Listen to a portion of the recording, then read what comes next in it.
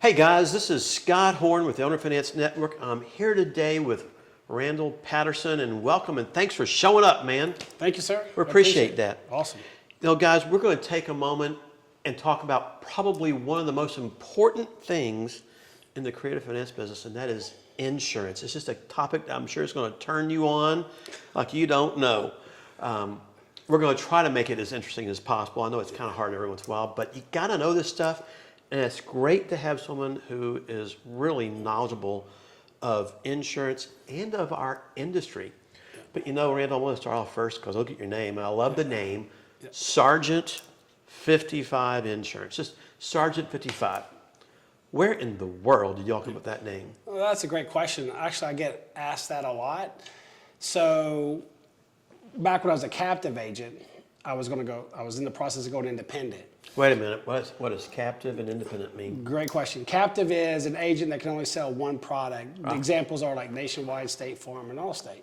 They can only sell their products. They can't really go out to the marketplace and shop around. I was bounded by a captive agency for a long time, 5.5 years. I had enough. I wanted to do the products that were out there that could truly help people. So in the process of becoming an independent agent, you have to come up with a name. And I'm sitting there going Patterson Associates, Randall Patterson, but the problem is with that in forward thinking, what if someday I want to sell the agency? Nobody's going to buy your book. I mean, you can, but you really want a brand. So one day I'm sitting there at Cane's around the corner from my house. Okay. One of my good friends who's a videographer came over to meet with him. He goes, "What are you working on?" I said, "I'm working on a name." So we had a good chat, went back and jumped in my car, which is a 55 Chevy. It's my dream car, 1955. It's blue. It's on our website. And then just for giggles, shits and giggles, I got my military tags on the license plate, personalized, SGT for Sergeant .55. And I was a sergeant when I got out of the Marines. Okay. So I got in the car. My friend's name is Charles Johnson. He lives down the street. We've been friends for years. I gave him a plug-in on the website. He said, "Dude, you got to call your business Sergeant 55. You've been talking about this car ever since I've known you. That's what you do. That's who you are. You sell insurance. That's the name of your company." So I dropped him off at his house, went straight to the office, and formed that entity. And that's how I came up with the name. Isn't that fun and how to look at things like that? Yeah. No, we've got a company called S&G Acquisitions. Yeah. Shits and giggles, just like you said. Yeah. It's like, but coming up with names for a company is so hard, but you're so right. Having a name that can be branded also, especially in an industry like yours, is important. And most importantly, people remember it. Right. You got to have that go-to sourcing out there. Yeah, that right there is everything. Nobody wants to see, oh, Randall Patterson Insurance. Oh, you're right. You know, nobody's going to remember that. And a lot of times we would go somewhere when I was a captive agent. My wife would be worried about finding a seat. I said, "Don't worry." I'd show up with the captive agent's name on my shirt and say, "Hey, do you guys have life insurance?" And man, they just split. I said, "There's all the seating you want."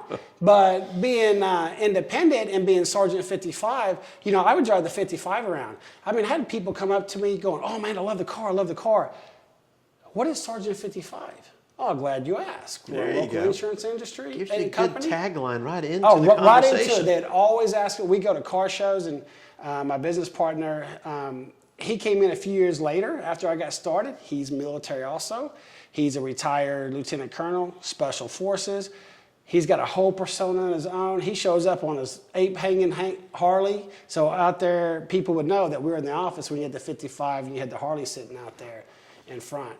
But we're very down to earth, hard charges, ready to go. We're all business, and it's property and casualty is our game. I gotta ask you a quick question. Of him being a lieutenant colonel, you being sergeant, does he still boss you around? No. Or he tries to. That's. I'm glad you've asked that because you know when people see that he is a former special forces operator in a tier 1 unit and being a lieutenant colonel, people go, "Man, how's it working with him?" Well, he's a normal guy. I mean, we shoot the shit way too much in the office. But at the same time, we're very high speed, low drag. You know, we're very efficient and get our job done. But, you know, he's become my best friend and we work very well together. Isn't that awesome? Yeah. And that's what you really need in a business is that symbiotic relationship, friendship, get it going. Been there, done that, got that going on now as well. And it's awesome. I love it. Okay, let's get down to the nitty gritty for a minute and have some fun here. You know, I really wanted to bring you in because I know we've met on several occasions. We've talked about a lot of stuff out there. Yeah. And what really captivated me is a knowledge base that I've got about not just basic insurance. So you can find regular insurance anywhere, right? Right. But it's having somebody who can understand this creative finance world. Creative financing is goofy enough on its own. Most people have no idea what it means unless you're in the investor world that actually does that.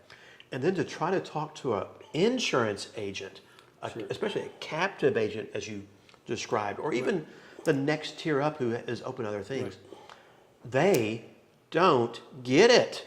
Right. And what I look so hard to find, because I really want people to be a resource for our industry out there, not just in DFW, not just in Texas, but nationally, who can help people with their deals they got going on. Right. And if you don't know what the deal is, you're just going to sit around and kick the can down the road until you try to figure it out. Right. And you're not much good. But you're actually in the real estate investment industry yourself. Right. I mean, tell me if I'm wrong here. You've bought and flipped houses, right? Right. You've done some creative financing stuff. Right. All types. You look for these opportunities. Right. You navigate them. And as you buy them, you got to put insurance on them. And made mistakes along the way. Well, there's a big point right there. Yeah, those are made mistakes on the way. Or like I had to go through a short sale. You learn a lot about how the credit works when you start to go through that stuff. And that was years ago. That was when I was young and stupid. But here's the problem with insurance. Are you now this old and stupid, or have you changed that too? I think I'm more older and wiser, cautious, and think a lot before I decide to jump. You know, well, you gotta understand, not think too much. When you have two guys who are talking, I get the older, wiser thing, but I also go, and there's days where we can't get away from being that stupid part, being a guy. Hey, otherwise you wouldn't be a risk taker. It's period. You're a risk taker, so am I. I will jump real quick. It's all sunshine and roses. But, you know, I've got another side of me, my better half, that wants to tell me all the negative stuff. And I go, now I go, okay, before we jump, no. What was that again, dear? Okay, let me take that into account. But you pointed out on insurance and insurance agents' knowledge. Here's the problem with the industry. It's the barrier to entry. The barrier to entry is you take a 3 or 4 day class, you go take a test. Once you pass the test, you're selling insurance. That's the problem, because I could have been selling cell phones last week, and this week I'm selling insurance. I could have been selling shoes last week, or delivering the mail, I met a guy like that, and now he's selling insurance. That is the problem with the industry. You need to find somebody that's been in the background for a while. Here's another statistic. 80% of agents have only been in the industry 3 years. And usually they come from selling shoes, mail room, working at the mailbox, the post office, the postman. But anyway, 9 times out of 10, their background. Wait a minute. Does that mean insurance agents go postal also? Yeah, they can. Okay. That's why we have drinks in the office. We got all kinds of liquor. 9 times out of 10, the insurance agent that is now today is from a career that didn't work out, or like in my case, the 2008 crash washed me out, and we had to move into the industry. And a lot of times, these guys have 9 times they have no background in real estate, mortgages, or insurance at all. They got the 3-day license and gone. What makes me different is that I've been in this industry for 25 years. I purchased my first house in '98, which was a duplex, and I rented it out. And then I bought 2 fourplexes. So I started out as a real estate investor. I went to home inspection school, and then later on, I became a loan officer. I did loans for several years, and then I got my real estate license, and then I got my broker's license, and I moved all the way up to brokering apartments. I worked in a law firm who was doing real estate transactions. I would get kicked out of that lawyer's office for having a conflict. Easy for you to say. A conflict on the first page, and he would kick me out and make sure I did it correctly. Also, which is really important, you've got to have somebody that's been around, like a mentor. You have to. My business partner at the time, his name was Charles Daniels. He was a real estate broker here in town for 30 years, and he brokered apartments. So when you sit in a room with somebody that's been a broker for 30 years, a real estate attorney that's been 40 or 50 years in the industry, you learn a lot of things about owner financing, subject twos. What's another one? Wrap loans, that's a big one. And just point in case, Scott, you've been around for a long time. I've known about you for a long time. We never met, but I had a deal that fell through because some investor bought a house. The investor wouldn't open up the doors, turn on the lights so my client could inspect the property. It was just like, holy cow. And I told my client, I don't know what to do. I have nowhere else to go. I can't force him to turn it on. Well, luckily for me, I'd pulled title on it. Well, then about a day or two after all that big fiasco, the title work got set on my desk. And then I looked at it. And the trustee was the lawyer that I worked with down the hallway. So I grabbed it, went to his office, and I said, is that you? He said, yes, sir, that's me. I said, well, I need help with this. And then he said, oh, that's one of Scott's properties. I said, who's Scott? He said, Scott Horne. And then he called your office, and I don't know what he did, but we brought him in, you did something on that end, and then we closed that deal. Worked the magic, didn't we? It worked out perfectly, but the whole point is that you need an insurance agent that has been in the industry. So these phone calls I get, hey, my real estate transaction fell through at the last minute. No, ma'am, no, sir. You never had a deal to begin with because your financing was wrong to begin with, and the loan officer didn't know what he was doing. The insurance is set up like this. No, that's not how it works. Or here's a good one today. The guy called and he said his mortgage payment went up. Well, why did it go up? Well, he said he called the mortgage company. He said he called the insurance. What does insurance have to do with it? Nothing. You know what happened was when they set up the loan, they based the taxes on the year before, which they have to do. They have to base it on the year before. But nobody educated him that the taxes are going to go to the new sales price, which is $100,000 more. And it went up. Yep. And he's learning for the first time. And I can't tell you how many times I've been through that scenario educating clients. It's really bad on people that buy brand new homes, and they put the taxes based off the lot value, and they buy the $400,000 house, and then they get sticker shock. Nobody tells people this. I've seen 3 of those in the last 30 days, just like that. Yes, it happens all the time. So it's very important that when you call it, if you're looking for an insurance agent, now listen, I can only make insurance so sexy. You know, I don't have the is what it is, isn't it? Female attributes that you want to look at. I'm an old dude sitting behind the phone. Don't sell yourself too short. Come but on. I can only make it so sexy. It is what it is. It's boring. Nobody wants to know about it. I can only make it so exciting. But you better find somebody that's been around the block, that has a real estate background, a mortgage background, an investment background, that they're a real estate people. Maybe they do their investing on their own, and they've been in the industry for a while. Well, That's the guy you better what have. I just heard is that you have the ability to talk to the client on their level about what they're doing, so you can tailor the policy to what they need. Because every deal is a little bit different. And that's what really caught my attention when we talked about insurance for the first time, not that other real estate deal. I love that kind of stuff, though. Yeah. I've heard that so many times out there. But let's just take a minute. And I love all that stuff because, to me, knowledge is power in our industry. And I like to find the right people to communicate with so that I can get a good, quick answer. I don't have to educate them about everything in the world. Right. And you get what you need. Well, you got something that's forward thinking, right? Yeah. When somebody calls me and asks me a question, I'm sure the same thing with you. 10 things just went right through your mind really quickly. And you go, did you think about this, this, this, and this? And they're, well, you're not answering my question. Well, yes, I am. You just don't understand what you just asked me. That's the problem. I love that. You know? I love that. That is so true. Yeah. They don't even understand. They think they know what they're asking, but they don't. They just say it. It's kind of like fake it till you make it, you know, is the saying there. Yeah. Which, by the way, I did that for a long time. Yeah. And been there and done that. So it's okay to fake it till you make it too. We'll help you along the way. Yeah. The one thing I also tell a lot of investors in the marketplace out there, it's like, if you're going to get involved in this business, find people you can just ask questions to. Yeah, title, legal, insurance, mortgage. not your brother, not your sister, not your brother-in-law. Someone who's in the business. Yeah. What does it mean? How does this work? What do I need to be Yes. looking for? And people, by the way, like to, on a small basis, explain that to people. Yeah. And it's okay to do it, but I like that. You're dead on point. Yeah. So I want to just get to some nitty gritty just for a moment because I think it's so important. And what I heard you tell me the other day that really resonated.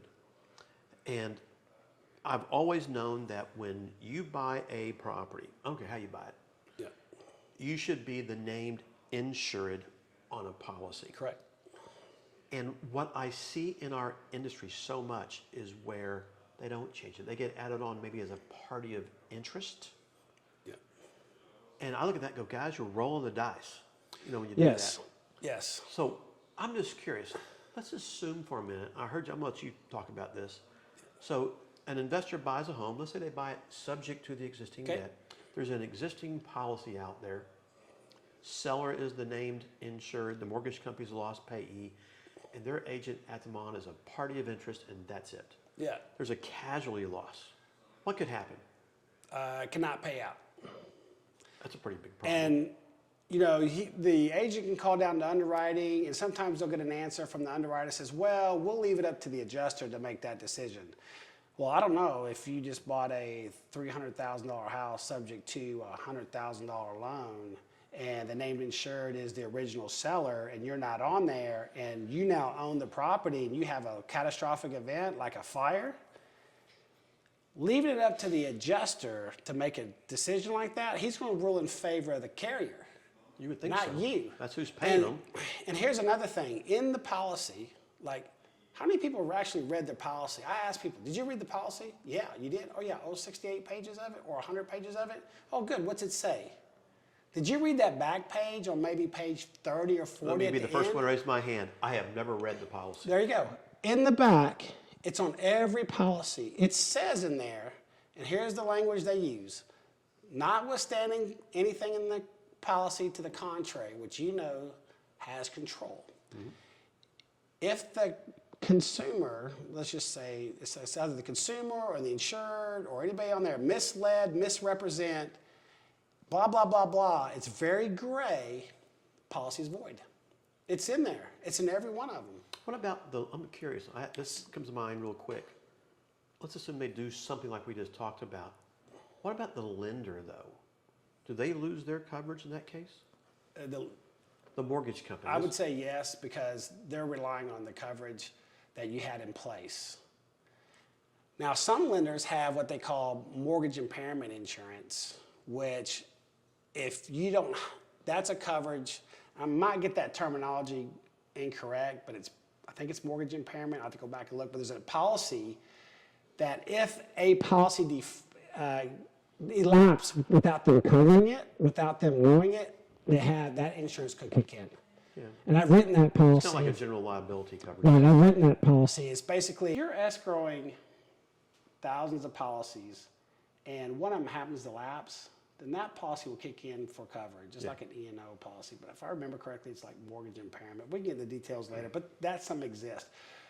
But to go back and answer your question, the proper way to do it, because the seller that just sold it to a subject to this new person is no longer insurable interest. Yep. So what you do is you got to write a new policy with the new client. Named insured is the person that now owns the house. Mm-hmm. Okay. The original mortgage will be the first lien holder. The wrap would be the second lien holder. You can add the additional insured as a previous seller as an additional interest to meet the qualifications of the mortgage. That's but right. If the house catches on fire and the adjuster comes out, who's the named insured? The person on the policy. Who owns the house? They do. They have a vested interest in the house, and then they might have to prove up the documents from the lawyer to say, look, he owns the house. So what and I just heard you say is this. You can buy a property subject to the existing debt, which a lot of our clients do. Yes. So I'm going to stop. I'm going to talk about a couple different deals for a minute. Because if they're going to hold that house as a rental property, what I heard you say was get a new policy, period. name your, unless the current policy will substitute you as the insured. No policy I've seen does that. I agree. Not one. I agree. You have to be the change of ownership switches. Whoever owns it has to be the named insured. That's the I got it. interest. So the name that goes on there, the guy that bought it goes on the property as the insured. Yeah. The original seller might be the additional insured. Correct. Mortgage company is the primary loss payee. Correct. Got it. And if you want to protect your interest, that's what you do. That's it. Period. Anybody else, we call them an Okay. idiot. Now, I'm going to give you an example too. In my world, I'm going to use my businesses. Yeah. I don't do rental property. I do owner finance property. Perfect. And I know that most of the time, I'm going to have that house sold in 60 or 90 days. Okay. I'm not on the original mortgage. I have I might be out of pocket $20, $30, $40,000 Okay, somewhere before sure. I sell it. So my risk is $20, $30, $40,000. It's not that $300,000 mortgage. And I might just get added on as a party of interest and leave the policy how it is. Because I know I'm getting a new policy in 60, 90 days. There's a problem. Who has the vested interest in that Well, policy? Bottom line answer is I do. Yeah. So the answer to the question is yes, it should be a new policy. It should be a new policy. That's right. Sometimes, and I take that navigated risk because of it's going to change hands so quick. Yeah. And I don't want to flag the mortgage company back and forth of all these changes in policies because, one of the things, Randall, that insurance companies look for is that they know that there's been a change of ownership when there's been a change of policy oftentimes, especially when it's done wrong. Sure. So there's a lag time in between first policy and second policy. I'm always going, I get it. It's an assumption of the risk, for lack of a better word, what I'm hearing you say. The only way to guarantee yourself 100% is new policy. New policy, Day correct. one, and 90, 120 days later, let your buyer get a new policy and cancel and Yeah, substitute. there's nothing wrong with that. These policies are unilateral contracts. You can cancel them any time, so you're going to only use the amount of insurance that you're insured. And if you don't want to get a new policy, that's fine. Your risk is the $30-something thousand that you put up. But if something happens, that mortgage that's still on the note, that mortgage is still on the property, will not get paid. It's potentially will not get paid. So if you want to eliminate as much risk as possible, just get a new policy. Yeah. Set it up correctly. It's fine. And then, there's programs out there that... Could you, let me ask you a question. And again, this is for the audience's sake also. So you've got this original policy, seller, With a note. that has a note to the mortgage company. Yeah. Everything's done right. I come in and I buy the property. Yeah. What if I wanted to get a new policy in my name only for the same amount of the policy over here, but I don't name the mortgage company, it's just in my name only? You could do that, and because you're now the owner and the interest in that property. You've already sold it. You have paperwork to prove it. You've already sold it. You've done the deal. You can get an insurance policy on your own. You don't have to name the mortgage company, but if there's a fire and you got to make sure that land is free and clear, you're going to have to pay off the mortgage note. Yeah. So you want enough insurance in there, it'll pay out to you. You start that to check. So yes, in that example I just gave you, there is an initial policy that is on the property that's being escrowed by the mortgage company. Except for there's going to be one little flaw in that. If that policy is still existing over here and you've got a new policy, the insurance company is going to work together and they're going to split the risk. You're not going to get a double payout on that. They'll split the risk. Yeah, I don't expect to be a double policy. So that will complicate things. Yeah. Now that we're sitting here talking But about it would be a protection mechanism. No.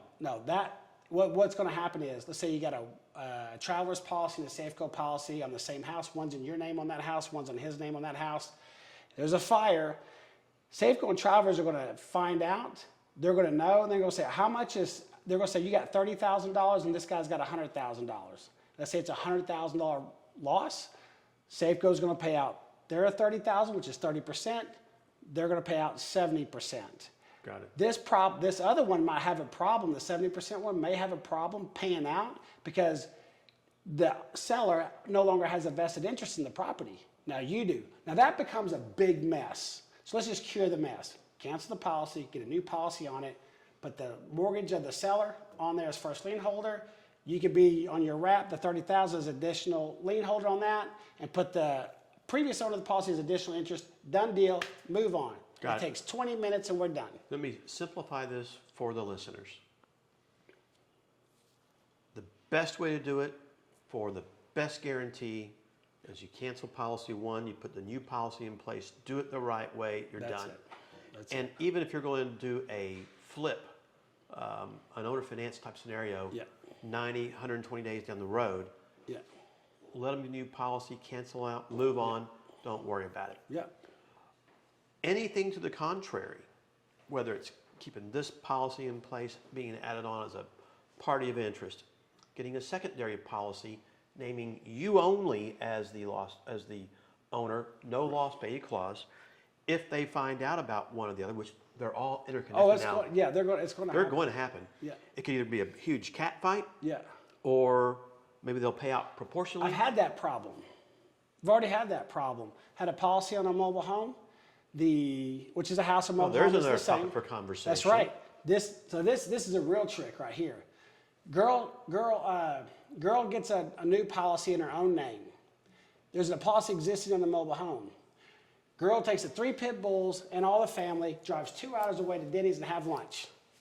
Well, in the interim, the girl doesn't own the house, the mother does. Well, while they're over there with the 3 pit bulls in the van with the whole family, 2 hours away having lunch at Denny's, the house burns down You drive 2 hours, go to a to the Denny's. ground. So then you got a foremost policy which is just written like 3 days ago, and then you have this other policy that's been in force. Okay, so who's going to pay out? Well, the adjuster, which when you're in the insurance business and you've been in it for a little bit, and for the first time the phone rings and you answer the phone and they say, yes, this is Mr. Smith, and I'm with the Special Investigations Unit of Insurance Company X. You just kind of go, wow. Yeah. I didn't know they had a special It investigation. just hit the fan. It's like, holy cow. And then, are you the agent on the file? Yes, sir. Now, the daughter says that she drove 2 hours with the 3 pit bulls and all the family to the Denny's. And then I interviewed everybody else, but nobody can remember who was driving, where they got gas at. They can't agree on where they got gas at, and they can't agree on where they ate at. I'm well, okay. So at the end of the day, what happened was Company A that had the policy did not pay out. Company B did pay out, which I was shocked that it did pay out, because that policy was in force like 3 days. And that name of that carrier that did pay out was Foremost. And Foremost is a strong, strong company. I'm just assuming that they paid out because it was cheaper to pay out than to fight them in court. The house did burn to the ground, but the other company didn't pay out at all. Wow. So I've already had that. Well, I know how that goes. That's just a lesson to be learned. Yeah. That, I know that there's a time and place for everything. Yeah. There's a risk involved in everything you do. Everything. And if you're not willing to navigate that risk, like in a subject to transaction, Perfect. we got to deal with due on sale clause. Yeah. Does it happen? It does. Does it happen often? No. Okay. I've done 7,500 houses now. You know how many losses I've had in that total time frame in 35 years? 4. That's it. Does it happen often? No. But if it does, just that one time and it's you, get ready, right? Yes. So the key is what I really like hearing, and I hope the audience does too, is there is a right way of doing it that will guarantee protect you. Yeah. Even though your goal is to do a back-end wraparound mortgage, Yep. pull the policy out, pay for it. When they get the new policy, great, cancel it, move on. And anything else you do along the way is going to be, at best, gray and problematic. Well, it's risk. Yeah. You're in the business of risk. You're taking on a risk, and really, to your point, we want to mitigate the risk as much as possible. Mm-hmm. Somebody told me a long time ago, and I never forgot it. When you're buying a house, flipping a house, investing in a house, and you're looking at it, you're only going to get 70% max of the information you want. If you had 100% of that information on that property, you're no longer making a decision, you're reading history. Because once you got 100%, that means you've already bought it, you walked through the system, and you're already gone from point A to point B, you're no longer making a decision which way to go. You've already been there and done it. The only way you get 100% is move through the transaction. So when you're doing these transactions, do as much as you can, mitigate as much risk as you can. You're only going to get about 70% of the information. No matter who you are, there's always something you go, oh, didn't know that. Wish I'd have known that. It's in every transaction. Let me ask you another question. This just came to mind. And I want to talk about mobile homes just that long too, because it's something that a lot of our clientele do work with along the way. Yeah. So you buy a home, there's an existing policy on it, and could I put, and I want to do 30,000 renovation to the house. Could I put a builder's risk on that property, or is it going to be the same scenario? On a mobile home? No, I mean on just a residential property. Residential house, you can put a builder's risk on it. Same scenario. Same scenario. Same setup. Okay. Same setup. So, got it. Doesn't matter what it is. Yeah. I've just Yes. eliminated every issue. Yes. If you want to eliminate risk, new policy, day one. Yes. Yes. Don't get added on as a party interest. Don't do this. That's Don't correct. do that. And get rid of Get it done. get rid of the other policy. You are the first person Yeah. in buku years I have Yeah. done this business who actually laid it out just like that, and probably will help a lot of people along the way, because that's how it should be done. Yeah. And let me just clear something up. I get this question all the time. Can we transfer the policy? There's no such thing as transferring the policy. You cannot transfer any policy. The only way, the only thing that I know, to the best of my knowledge, is if the property is on a master policy, okay? There's a named insured and there's scheduled properties. In this case, I can switch out additional insureds. You don't see that in this industry, though. You do. You do in the landlord industry, where you have Yes, one master policy. I underneath it? have clients that do owner finance properties, and we put together a master policy for them because they're buying at such a pace that they're bringing on properties that have inventory. So we add it as a location to the master policy. Then when they sell the policy, all I have to do is go in there and add the customer as an additional insured, because now they have a contract with a vested interest, and I named them as an additional insured on the policy for the property. Then we put together a master policy. It's called tenant legal liability. In this case, we're using it for their contents, because this company here is selling by price point. And that's eventually what you're going to get doing. If you're getting in the mobile home business, you're selling a price. And they're going to want insurance. Can you do that? Yes, we can. If you do it the traditional way, you're going to outprice them out of the market. If you do it this way, they get insurance on the mobile home, insurance on their content, they're happy. So, most of our clientele, they do subject to, they do wraparound mortgages and things of that nature out there.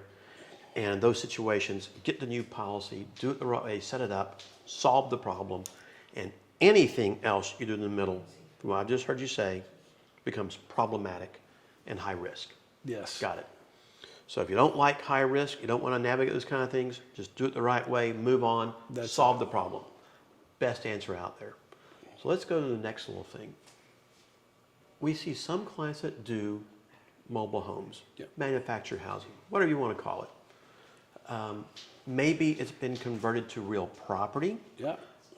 Maybe it's still chattel, personal property. So first off, in the insurance industry, are either one of those handled the same pretty much?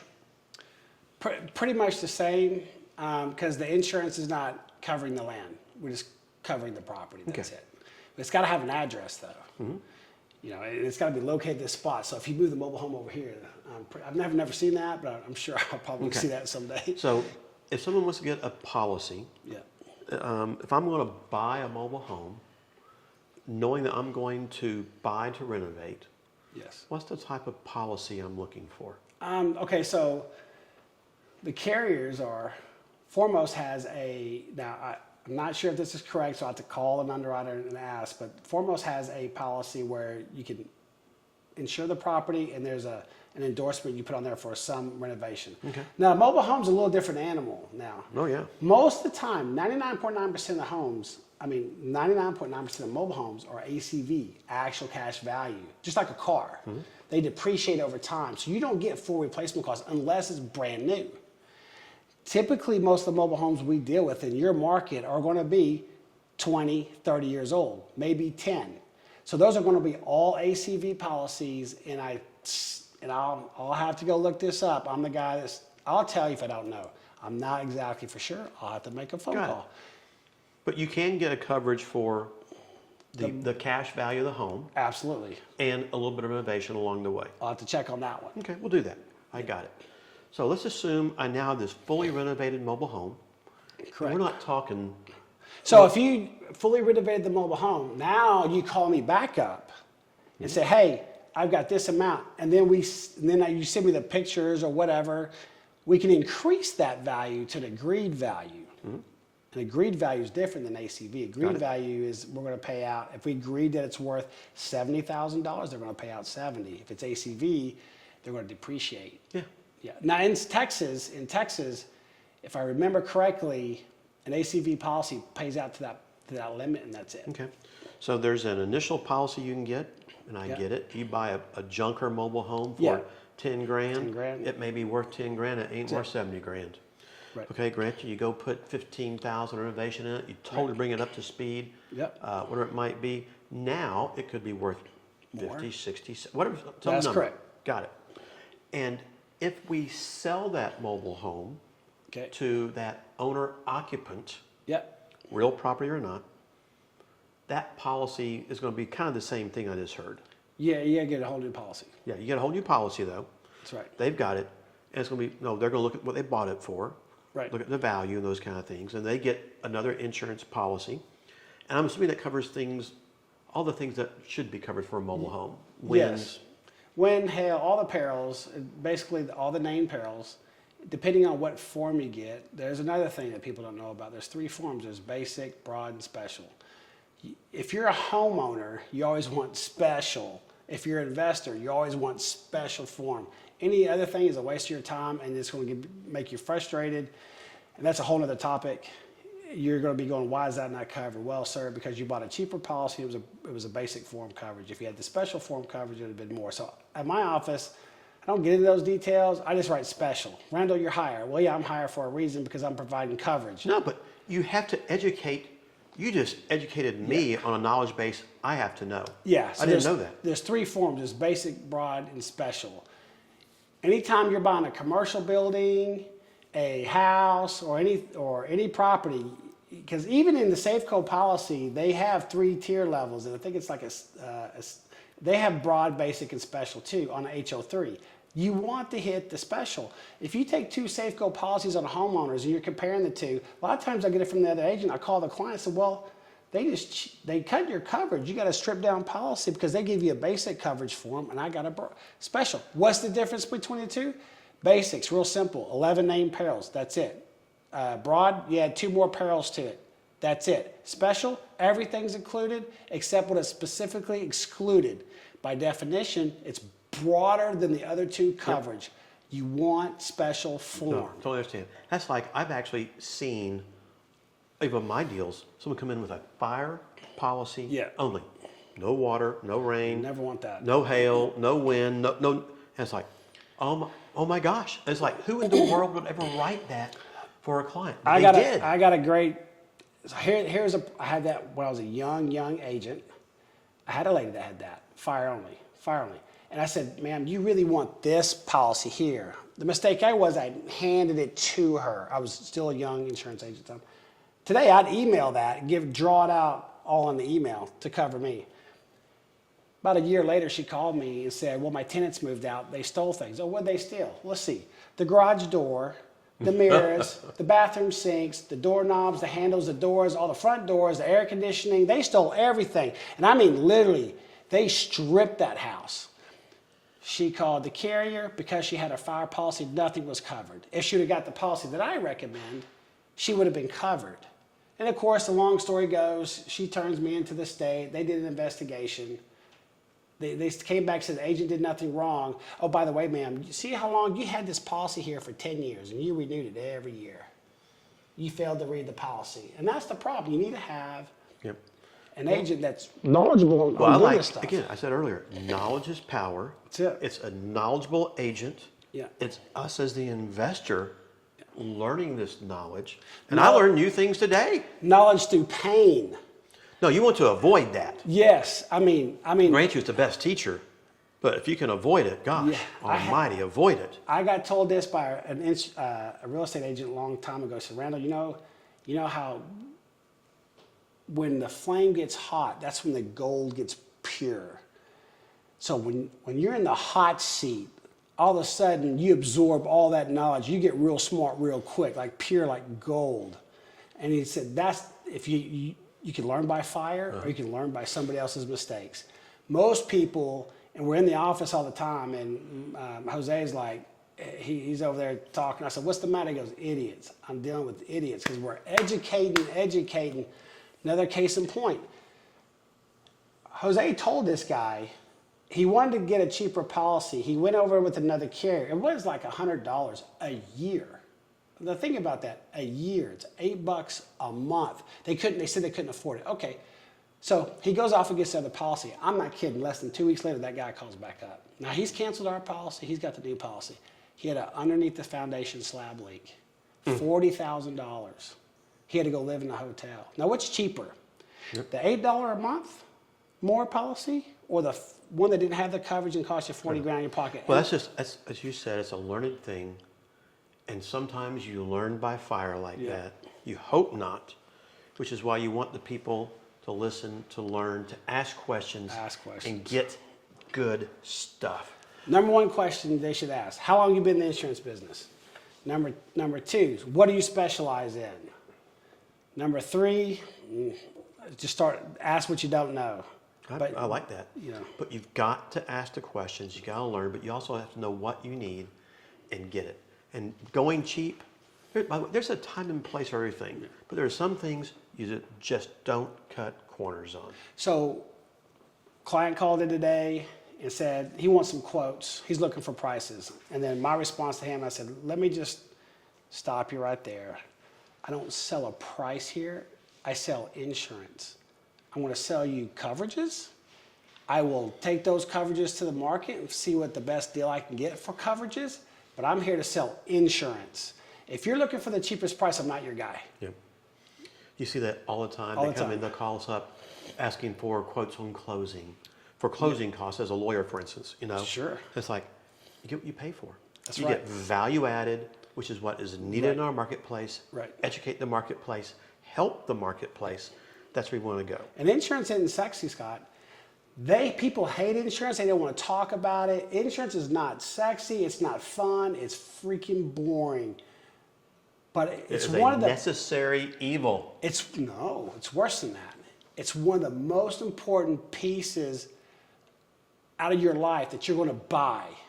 Yep. It's the most important purchase that you're going to buy. People buy insurance for their life. Why would you insure the biggest asset you're going to purchase for the worst policy out there? Why would you do that?